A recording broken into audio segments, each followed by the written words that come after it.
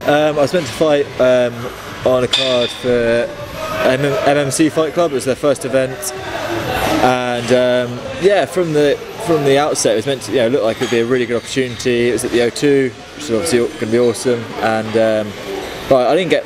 It was about 5 weeks' notice before, but I think that's when they actually started putting the show together. Headlining it was meant to be Pudzianowski, the strong man, and some other. It was mainly a Polish card, or at least Polish fighters versus British fighters. I think that's kind of how they're marketing it. It was Polish owners, promoters, and yeah. So I got down there on the Friday, and there were a few pretty well-known guys on the card, like Paul Reed was on it.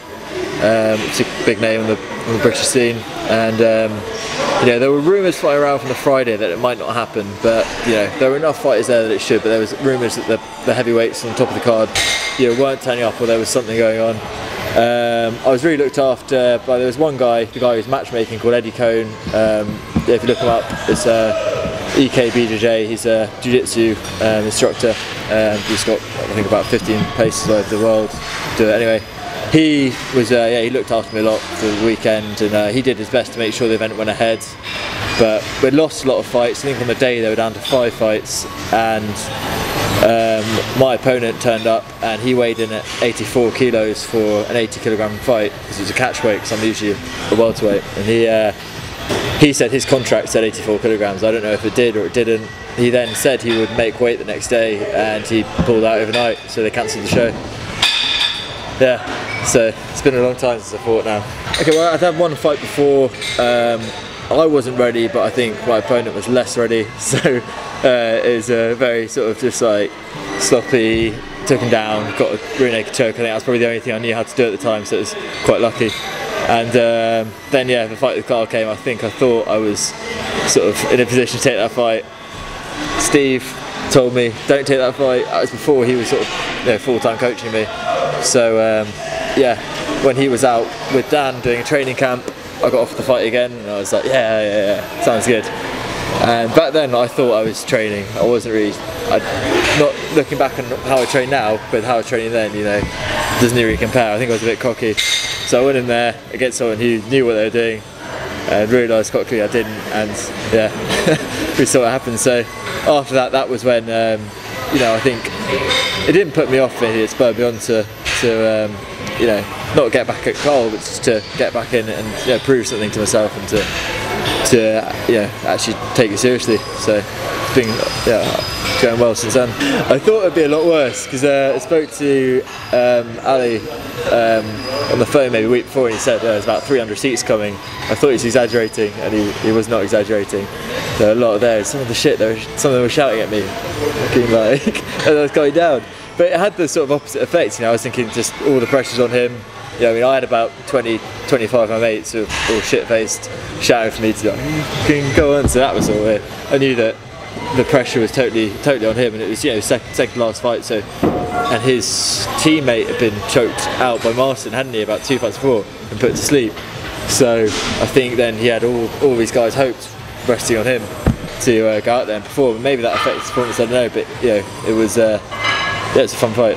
I didn't realise that at the end of until I watched it back, that he almost dropped me at the beginning of the first round. I didn't even remember that. I thought this is one way, and I was hammering him. But yeah, someone told me after. I was like, no, it's fine. I watched it back. I saw myself get. So yeah, I was fucking knackered to do it. My fitness was good going into that fight, but I think the adrenaline dump and everything.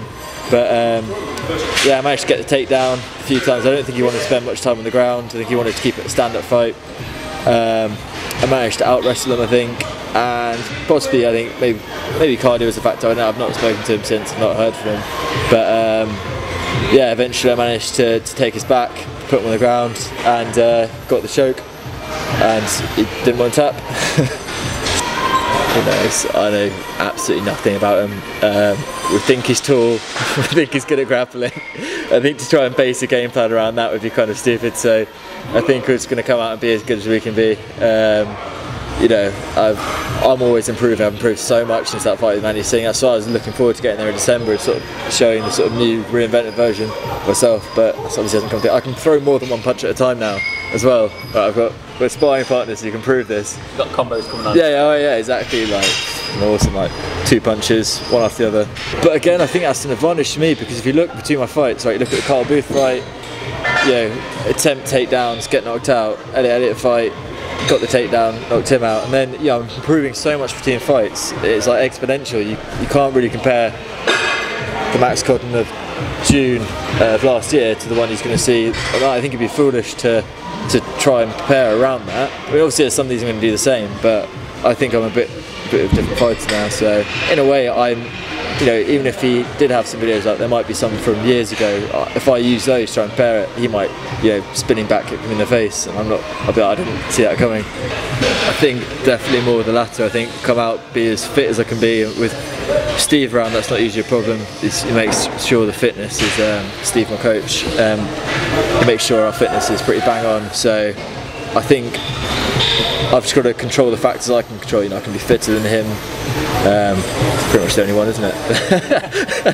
Yeah, be fitter than him. I can have better cardio than him. Have better endurance. But yeah, down the line, like I think, you know, depending on how I perform in this fight, and if I show I'm sort of well-rounded enough, then yeah, I'd like to. That would definitely be a pretty prestigious title to take, Fight UK. But I mean, we'll leave it up to promoters to see how I do. James, don't train too hard. I hope you're really weak and got a weak chin. I don't know much about you, so try not to get any better between now and then. Yeah. I'd like to thank the lovely gym. They've got a pretty high-tech training facility that you can't see here. Thank my coach, Steve, obviously, all the guys I train with. There's too many people to name, to be honest, in that respect. But yeah, probably do more thanking near the time. Let's wait to get the good result out of the way, and then we'll do the thanking.